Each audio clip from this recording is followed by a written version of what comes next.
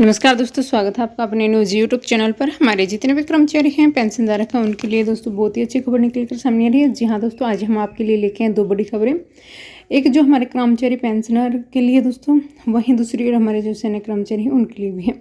तो हम आपको इस वीडियो के माध्यम से डिटेल से बताएंगे क्या कुछ कहा गया है। दोस्तों बिना किसी देरी के हम वीडियो को स्टार्ट करते हैं। जो आज की हमारे लेटेस्ट अपडेट होने जा रही है दोस्तों, वो हमारे कर्मचारियों की महंगाई भत्ता है और एरियर है, उस पर सरकार ने जो ऐलान किया है वो ये हम आपके साथ शेयर करने जा रहे हैं। महंगाई भत्ते के साथ साथ जो आपका एरियर है, जो इंतजार कर रहे थे, वो भी दिया जाएगा। त्योहारी सीजन है, साथ ही साथ आपको बोनस है, उसका भी लाभ दिया जाएगा। किन किन कर्मचारियों को इसका फायदा होगा वो हम आपको इस वीडियो के माध्यम से डिटेल से बताएंगे। कहीं भी वीडियो को स्किप ना करें, लास्ट तक जरूर देखें। वीडियो आपके लिए बहुत ही यूजफुल होने वाली है। और दोस्तों, आपने चैनल पर फर्स्ट टाइम विजिट किया तो चैनल को जरूर सब्सक्राइब करें। वीडियो अच्छी लगे तो लाइक जरूर करें। बिना किसी देरी के वीडियो को स्टार्ट करते हैं। केंद्रीय कर्मचारियों को महंगाई भत्ते में 4% की वृद्धि और यह वृद्धि अक्टूबर से लागू होगी, लेकिन इसकी प्रारंभिक जो प्रावधान है 1 जुलाई 2023 से है, इसलिए जुलाई से सितंबर तक का महंगाई भत्ता का भुगतान किया जाएगा, जिसमें एरियर के रूप में भी दिया जाएगा। जी हाँ दोस्तों, केंद्र सरकार ने त्योहारी सीजन में केंद्रीय कर्मचारियों को एक बड़ा तोहफा दिया है। उनका महंगाई भत्ता 46% कर दिया गया, यानी कि जो 42% था पहले, अब जो 4% का ऐलान किया सरकार ने, अब 46% हो गया है, जिसे 4% की बढ़ोतरी की मंजूरी दी गई थी। अब जो हमारे केंद्रीय कर्मचारी के अपने अक्टूबर की सैलरी के साथ 4% अतिरिक्त महंगाई भत्ता का भुगतान किया जाएगा। और इस बार जो महंगाई भत्ते की लागत साल की दूसरी छमाही से लागू की जाएगी, जिसका भुगतान 1 जुलाई 2023 से होगा। इस बीच कर्मचारियों को 3 महीने का एरियर भी दिया जाएगा, लेकिन इस एरियर की गणना कितनी होगी, चलिए वही हम आपको इस वीडियो में बताएंगे कैसे आपको एरियर का फ़ायदा दिया जाएगा। दोस्तों, जो नए निर्धारित दर के अनुसार केंद्रीय सरकारी कर्मचारियों के महंगाई भत्ते में 4% की वृद्धि की गई है। यह वृद्धि अक्टूबर से होगी, परंतु इसका जो प्रभाव 1 जुलाई 2023 से होगा। इस बढ़ोतरी के कारण केंद्रीय कर्मचारियों को जुलाई से सितंबर तक का महंगाई भत्ता जो बकाया राशि भी आपको दी जाएगी। कर्मचारी हैं जो पेंशनर हैं दोस्तों, उनको 3 माह का जो बकाया एरियर है वो भी दिया जाएगा। और साथ ही साथ जो नए वेतनमान है, पे बैंड के आधार पर महंगाई भत्ता की गणना होगी। जो हमारे कर्मचारी के लेवल 1 पर ग्रेड पे 1800 रुपये है, उनकी बेसिक पे 18,000 रुपये होती हैं। उन्हें टीए यानी कि ट्रैवल अलाउंस है वो भी प्रदान किया जाएगा। इसके बाद अंतिम बकाया राशि निर्धारित होगी और उन्हें दिए गए जो लाभ है उसका फ़ायदा दिया जाएगा। कैसे आपको कैलकुलेट करना है दोस्तों, केंद्रीय कर्मचारी की लेवल 1 के ग्रेड पे 1800 रुपये और न्यूनतम बेसिक सैलरी 18,000 रुपये है। तो महंगाई भत्ते की वृद्धि के कारण कुल डी में 774 रुपये का अंतर होगा। और एरियर की गणना आपको जो करनी है, जैसे कि आपको दिखाया गया है, लेवल 1 के जो न्यूनतम बेसिक 18,000 रुपये, टीए यानी कि जो सैलरी के हिसाब से है हायर, टीपीटीए जो सिटीज के लिए, वहीं आपका जुलाई अगस्त सितंबर का जो बकाया रहता है दोस्तों एरियर, यानी कि डी और टी जो 46% होगा। जुलाई की बात करें 10,251 रुपये बनता है। जी हाँ दोस्तों, यानी कि जो पहले आपका 42 के हिसाब से डी और टी करें तो 9,477 था, और इसमें जो अब 4% की बढ़ोतरी की गई है। 4% की बढ़ोतरी करने के बावजूद दोस्तों 774 रुपये इसमें वृद्धि हुई है, यानी कि इसमें हम 774 प्लस करेंगे 10,251 है। वहीं सेम प्रोसीजर है दोस्तों, यानी कि तीनों महीने का टोटल करेंगे तो आपकी कितनी होगी, 2,322 रुपये वृद्धि हुई है। तो आप अपनी सैलरी में जोड़ सकते हैं। वहीं लेवल 1 की बात करें, जो अधिकतम बेसिक सैलरी जिन्होंने 56,000 रुपये सैलरी मिलती है, उनका कैलकुलेट करते हैं 71 के 1800 ग्रेड पे के हिसाब से, तो कर्मचारी को 2,420 रुपये की वृद्धि होगी। एरियर की गणना है कैसे की गई है वो भी हम आपको दिखाते हैं। जैसे 3 महीने का हमने बताया था, जुलाई अगस्त और सितंबर, इसमें आपको जो 42 के हिसाब से 29,010 रुपये, और इसमें 4% की हम वृद्धि करते हैं, तो यानी कि 46 के हिसाब से आपको जो डीए दिया जाएगा प्लस टीए, यानी कि दोस्तों आपकी जो वृद्धि होगी 2,440 रुपये होगी।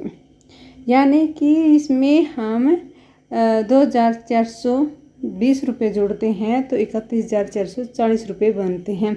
वैसे ही अगस्त और सितंबर में, यानी कि कुल टोटल करें तो आपके 3 माह का जो बनता है वो 7,260 रुपये बनता है।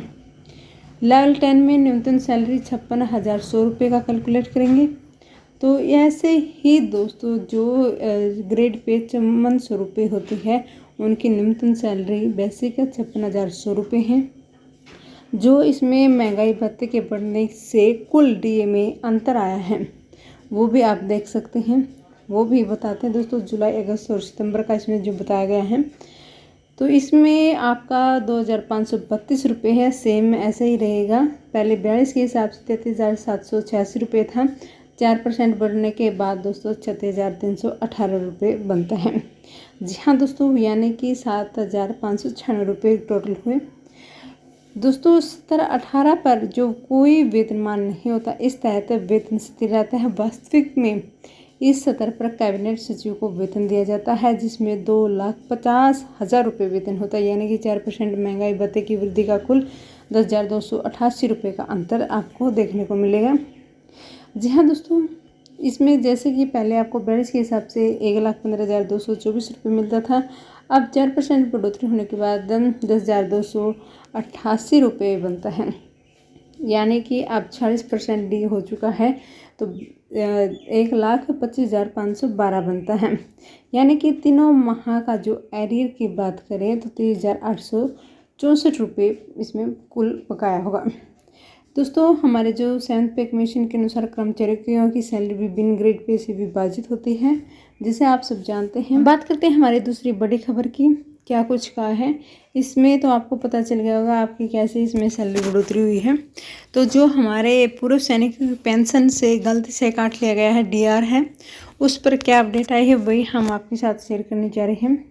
पेंशन भोगियों के जो जीवन प्रमाण पत्र जमा करने का समय आ गया है, लेकिन सप्रेस पेंशन भोगी वर्ष भर में जब भी दे हो अपना जीवन प्रमाण पत्र जमा कर सकते हैं। जिन लोगों ने सप्रेस पोर्टल पर जीवन प्रमाण पत्र जमा किया है, विशेष रूप से वो जो पुनः नियोजित हैं, उन्हें पेंशन पर डीआर का भुगतान न होने से संबंधित समस्या का सामना करना पड़ रहा है। जी हाँ दोस्तों, यह भी देखा गया है कि जीवन प्रमाण पत्र जमा करने का समय जो हमारे सप्रेस पोर्टल के माध्यम से विकल्प मौजूद है कि आप पुनः नियोजित है या नहीं है, अधिकांश लोग नहीं विकल्प चुनते। तो पीबीओआर के मामले में जो पुनः नियोजित हैं उन्हें पुनः नियोजित स्थिति को हाँ के रूप में चुना है तो आप डीआर पेंशन से काटा जा सकता है। और PRA 2008 भाग 2 के विनिमय 83A के अनुसार ऐसे हजारों पेंशन भोगियों के साथ हुआ है। दोस्तों आपका डीआर जो रक्षा पेंशन जल्द ही कर सकते हैं। आपकी मासिक पेंशन राशि अगर नहीं दिया ध्यान तो इस अहम मुद्दे पर ध्यान दें। और हर दिन मुझे ऐसे सैकड़ों संदेश दिए जाते हैं जिससे कठिनाइयों का सामना किया जाता है हमारे जो पेंशन भोगियों को। और दोस्तों हम आपको इसमें बता दें, जो आपका जीवन प्रमाण पत्र है वो उसे जमा करने का समय सप्रेस पोर्टल के माध्यम से मौजूद विकल्प मौजूद है, आप नियोजित है या नहीं है। तो उसी में दोस्तों इस चीज़ में आप चूक गए हैं विनिमय 83C PRA 2008 भाग 2। आपको इस आशय का एक प्रमाण पत्र अपलोड करना होगा कि आपके वेतन निर्धारण के समय आपकी पेंशन को वेतन निर्धारण के लिए नज़रअंदाज कर दिया गया है। पुनः नियोजित पद अग्रिम वेतन वृद्धि के कारण उच्च स्तर पर नियोजित वेतन को भी पेंशन में डीआर प्रदान करने की अनुमति है, क्योंकि उनका वेतन निर्धारित न्यूनतम स्तर पर निश्चित माना जाएगा। प्रमाण पत्र में यह भी उल्लेख किया गया कि पुनः नियुक्त पद पर आपका वेतन पुनः नियुक्त पद के न्यूनतम वेतनमान पर निर्धारित किया गया है।